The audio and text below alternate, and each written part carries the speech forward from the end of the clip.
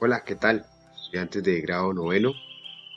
Vamos a continuar con este proceso introductorio, buscando la posibilidad de realizar el acercamiento a los tres grandes filósofos de la antigua Grecia, de la filosofía clásica. Ya hemos hecho algunos abordajes sobre los sofistas y su relación que estos tuvieron para con Sócrates, su influencia, que también va a ser determinante para el pensamiento de Platón. Ahora vamos a centrar nuestra atención y nuestro estudio en Sócrates y vamos allí a indagar sobre su concepto que tiene de moral, sobre el concepto que tiene de hombre, es decir, de antropología, y sobre su perspectiva que tiene sobre política. Serán los tres pilares. Hay uno de más que es sobre su concepto que tiene de método filosófico, que en este caso es la mayéutica, que ya lo hemos venido trabajando desde la semana pasada. Seguramente se preguntarán ustedes, bueno, ¿quién es Sócrates? Ya desde la semana pasada hemos venido haciendo la introducción frente a unos elementos antes de este autor, y es que es de los máximos representantes de la filosofía griega junto a su discípulo Aristóteles y luego, perdón, a su discípulo Platón y luego al máximo también representante de la filosofía clásica que es Aristóteles. De modo que va a ser determinante su pensamiento puesto que le va a aportar gran parte al pensamiento occidental y al pensamiento oriental y va a influir en la filosofía escolástica. Como bien sabemos, determina el pensamiento de Santo Tomás, de San Agustín, de Guillermo de Oca, y también va a sentar las bases fundamentales de la filosofía moderna, contemporánea y latinoamericana. De modo que ellos los tres son grandes pensadores y que se pueden considerar como los padres de la filosofía.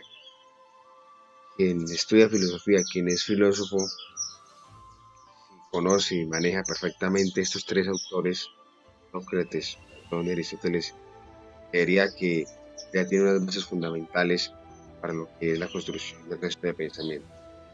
De modo que Sócrates fue maestro de Platón y luego Platón fue maestro de Aristóteles y Sócrates por ser maestro de Platón va a determinar y va a influir de manera significativa en su pensamiento, en tanto que Platón piensa lo que piensa, escribe lo que escribe a partir de las grandes enseñanzas de su gran maestro Sócrates. Platón considera a Sócrates como el hombre más sabio, el hombre más santo de Grecia, ya que él es resultado, él es consecuencia de las buenas enseñanzas de su maestro. Algunos biógrafos consideran a Sócrates como un segundo Jesús desde la cristología, del hecho humano de Jesús, desde el hecho de la persona que fue como un ser histórico del siglo VII, un palestino, que también surgió en una familia muy humilde, hijo optativo de un carpintero como José, hijo de una madre como María, de una mujer humilde también y campesina del Estado israelí. Entonces, Sócrates también hace parte de una familia muy humilde, hijo de una comadrona, señora que ayudaba a parir, ayudaba a dar luz a otras mamás, a otras mujeres embarazadas, a otras gestantes, y que esta función justamente de su madre va a ser determinante en su papel, en su ser y que hacer como filósofo. Padre, un humilde artesano que también hacía parte de las clases sociales más humildes de Grecia. De modo que a partir de este contexto, Sócrates va a ser muy determinante en la filosofía griega, puesto que no va a ser una figura privilegiada, una figura burocrática o aristocrática, la que se va a poner al tanto y al frente uno de sus grandes aportes como fue el intelectualismo moral o el método mayéutico, y asimismo su incidencia que éste le hace al conocimiento del hombre. Por otro lado, Sócrates centra su atención en su estudio nuevamente el comportamiento del hombre, es decir, en la moral, y allí sienta las bases para construir lo que o por hoy hace parte de los grandes sistemas o los grandes tratados de ética. Y también fue muy preocupado sobre cómo llevar al hombre para que éste lograra ser un hombre sabio, ser un hombre virtuoso y cómo éste pudiese buscar la verdad. Bien. Sócrates, al final de su vida, desafortunadamente muere envenenado, muere bebiendo la cicuta, puesto que fue acusado por los sofistas, fue acusado por su contexto político. Esto claramente es una incidencia política. Fue acusado por perjudicar, fue acusado por pervertir justamente a los jóvenes, sus discípulos, y entre ellos pues está el joven Platón. De modo que él, como amante de la democracia, eh, acepta la decisión de sus verdugos y de manera voluntaria bebe la cicuta y fallece a los 71 años, después de toda una vida productiva, una vida muy florecida en la academia. Sócrates no escribió nada, cada una de sus enseñanzas se las dejó a sus discípulos mediante la tradición oral, y a sus discípulos como Platón encargó de escribir en sus libros más conocidos como los diálogos cada una de las enseñanzas de su gran maestro, oficio que también desarrolló, que también hizo Jesús, en efecto que tampoco escribió nada. Sus enseñanzas fueron dadas a sus discípulos de manera oral, y estos a lo largo de la historia lo fueron transmitiendo de manera oral y después lo transmitieron a través de la tradición escrita. De modo que encontramos ahí dos relaciones también interesantes, incluso por el mismo hecho de la muerte. Como método o metodología para adquirir el conocimiento, que es importante y es crucial en la filosofía socrática, tenemos la mayéutica, que ya la conocemos, y es un método que Sócrates crea para que sus discípulos y sus contradictores, como eran los sofistas, para que lograran caer en el error, quizá, de lo que aparentemente sabían, de lo que aparentemente creían saber. Pero más que eso, la finalidad de este método es llevar a sus discípulos a que hallen y a que conozcan la verdad. De modo que lo establecen tres puntos, en tres partes, que son: primero, la pregunta; segundo, la ironía; y tercero, la conclusión, la mayéutica. Como primer punto, la pregunta es sobre la idea que surja de algo, sobre cualquier situación o sobre cualquier problema específico. La ironía es el debate que se genera frente a la pregunta, es decir, la respuesta. Con esta respuesta quizá otra pregunta, y con esa pregunta otra respuesta, y con esa respuesta otra pregunta, así sucesivamente, hasta que se llegue a la respuesta o a la conclusión correcta, que es la mayéutica.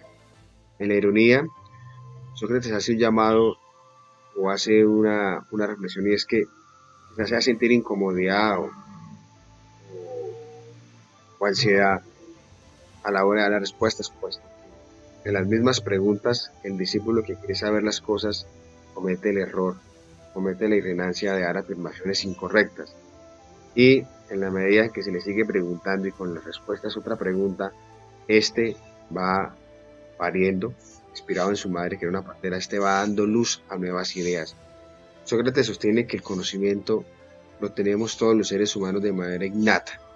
Basta con hacernos preguntas, basta con confrontarnos, con interrogarnos, y en ese orden de ideas el conocimiento va a salir a la luz.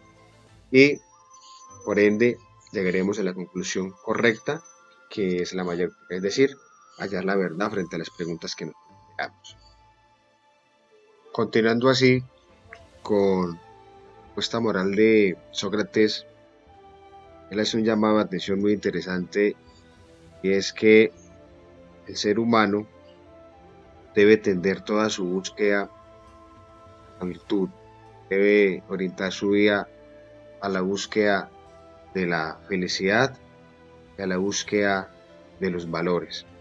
De modo que para Sócrates, la preocupación enorme del hombre frente al conocimiento y frente a la moral es un pilar fundamental para él. Y sus escritos, bueno, sus enseñanzas, porque sus escritos los tiene de su discípulo Platón en los diálogos, van a estar como rodeados de antropología, de moral, mayéutica y algunos elementos de política.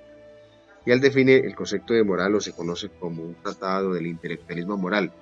Y es que el hombre es capaz de desarrollar conductas morales a partir del conocimiento que éste posee. Y en tanto que el intelecto o el desarrollo intelectual en el hombre es importante desde la visión social. Y esta es la que lo lleva o la que lo conduce a la felicidad. Sócrates considera que el ser humano comete inmoralidades o comete errores o comete conductas amorales es a partir del desconocimiento de la misma. Es decir, por falta de un buen proceso activo, por falta de un buen proceso intelectual. Y él dice que no se pueden cometer errores, no se pueden cometer inmoralidades sabiendo de lo que se está haciendo. Él dice que nadie se equivoca queriendo. Quiere decir que si cometemos errores y cometemos inmoralidades, lo hacemos es a partir de la ignorancia de la misma. Y él concluye allí, y es que todo el que comete errores, el que comete inmoralidades, es porque es un ignorante, es porque no sabe lo que está haciendo. Y el que comete errores, concluye él, dice que es un desgraciado, puesto que es un ignorante, no tiene conocimiento y por eso llega a ese tipo de comportamientos. De modo que en el concepto ético de él hace un llamado de atención para que el hombre gire en torno a la búsqueda del conocimiento y en él que establece con claridad qué es lo bueno y qué es lo malo, es decir, la idea de lo bueno y la idea de lo malo, que en otras palabras es el fin último de la reflexión moral, ¿no? Y eh, esta reflexión que él hace sobre el comportamiento del hombre frente a las normas, dicen que deben llevarlo a la búsqueda de la felicidad. La existencia del hombre o el fin último de la existencia humana para él debe estar en torno a ser feliz. Y la felicidad se adquiere a partir de la búsqueda de las virtudes, a partir de la búsqueda de la perfección de las cosas. Y para ser perfecto, para buscar las virtudes y para hallarlas, justamente hay que ser un intelecto. De lo contrario, seríamos ignorantes y por la ignorancia cometeríamos grandes errores. Y al cometer errores seríamos grandes desgraciados. Entonces, él sostiene que nadie se equivoca queriendo. Si cometemos un error es porque creíamos que lo que estábamos haciendo era correcto. Y él concluye, solamente sabiendo el concepto de justicia se puede ser justo, solamente sabiendo lo bueno se puede hacer el bien, solamente sabiendo el concepto del amor se puede amar, solamente sabiendo el concepto de ayuda, de solidaridad, de servicio se puede ser solidario, se puede ayudar, se puede ser virtuoso. Entonces, él define así el concepto de moral. Para él es una relación intelectual, puesto que es necesario saber el concepto para luego aplicarlo. De lo contrario, quizá estamos haciendo cosas que aparentemente sabemos que son justas o son buenas, pero resulta que estamos cometiendo todo lo contrario. En ese orden de ideas sobre el intelectualismo moral, está conectado o está muy unido con el concepto de hombre, es decir, con la antropología. Y en una primera instancia, él la va a definir de una manera muy novedosa en su momento, ya que recordemos que a partir de Sócrates se rompe con un paradigma epistemológico, es decir, cómo se crea, cómo se hacía filosofía o cómo se hacía conocimiento, ya que los filósofos antes de Sócrates, sus antecesores, se habían centrado en explicar la física, el origen del mundo, el cosmos. Estatal, Anaxímenes, Anaximandro, bueno. A partir de Sócrates, la filosofía recobra un nuevo sentido y es que se van a empezar a centrar en otros problemas. Tenemos aquel del hombre. Y él por primera vez va a dar un concepto muy interesante, y es que el hombre está compuesto de dos elementos, que son cuerpo y alma. Y este elemento va a ser crucial también para el pensamiento de Platón más adelante, y luego el de Aristóteles. Pero bueno, cuerpo y alma, dos realidades, dos elementos, dos características, dos entes, que quizá parece ser muy obvio para nosotros, pero para su momento era algo muy novedoso. En cuanto al alma, dice que es una realidad que existe dentro de nosotros, pero que no se puede captar, que no se puede percibir a través de los sentidos, es decir, es una realidad metafísica, más allá de nuestra realidad, más allá de nuestras emociones. Y sabemos que está ahí, aunque no se puede ver, ni sentir, ni escuchar, ni palpar, pero está ahí. Además, agrega que el alma es una condición racional, es una condición abstracta dentro de la inteligencia del ser humano. A ver, chicos, el alma no se entiende en sentido espiritual como eh, lo hablarían luego los medievales, en relación al hecho religioso y con el cristianismo. El alma, en términos de Sócrates, es una realidad racional, es una realidad intelectual. Es decir, que cabe dentro de lo que el ser humano es capaz de hacer con su opinión. Además, para él, el alma es importante puesto que ésta le permite al hombre decidir o ésta determine su conducta, es decir, su comportamiento. Que dicho en otras palabras, es la ética o la misma moral. De modo que antropología y intelectualismo moral son importantes para él porque están unidos. Miremos que en el orden de ideas, en lo dicho, pues estamos diciendo lo mismo. Y es que el alma es importante para el autor, puesto que esta es la que lo ayuda a conducir a la felicidad. Vemos que el alma, como hecho racional, como hecho intelectual, es la que le ayuda al hombre a conocer lo correcto y lo incorrecto. Y en ese orden de ideas lo ayuda a ser virtuoso. Si desconoce las cosas o las inmoralidades, lo ayuda o lo lleva a cometer errores. De modo que el alma como relación racional, como relación inteligible, conduce al hombre a que sea virtuoso y a que sea sabio, a que sea a que busque los valores, a que busque eh, la bondad, justicia, en fin. Y es así como él define el concepto antropológico. El ser humano debe girar en torno a la búsqueda de la perfección de las cosas, debe girar en torno a la búsqueda de la felicidad. Y así reduce el concepto antropológico y el concepto del intelectualismo moral que desde atrás hemos venido hablando. Entonces, la ignorancia para Sócrates no es otra cosa que conducirlo a, a la desgracia. Y la ignorancia es una condición de desconocimiento de lo que aparentemente puede ser bueno o de lo que aparentemente puede ser malo. Y la felicidad, como fin último del concepto antropológico de Sócrates, es una realidad que está dentro de nosotros mismos. Sócrates tiene un principio que se llama conócete a ti mismo. Y ese conócete a ti mismo quiere decir que está dentro de nosotros mismos, que lo que tenemos que hacer es ir en búsqueda de ella y descubrirla y ya eh, contextualizarla en cada una de las situaciones que así lo requieren. Para terminar, tenemos el concepto de política práctica y como les vengo insistiendo, Sócrates quiere establecer un prototipo o un modelo de hombre griego y entre esos está la búsqueda de la felicidad, está la búsqueda de la virtud, está la búsqueda de los valores, la búsqueda del sumo bien, de la suma bondad y justamente él coincide el concepto de gobernante de esa manera y para él quien es líder político, quien es gobernante, debe ser un filósofo. Recordemos que en su contexto era filósofo, a su vez era un hombre sabio, era un hombre que completaba una serie de cualidades y virtudes, no solamente de sapiencia, sino también de principios, incluso de cualidades estéticas, como lo observamos acá en la obra del pensamiento. Anexo a eso, él considera al funcionario político como un hombre que es un prototipo de conducta moral, como un hombre que es un arquetipo de ejemplos de la sociedad.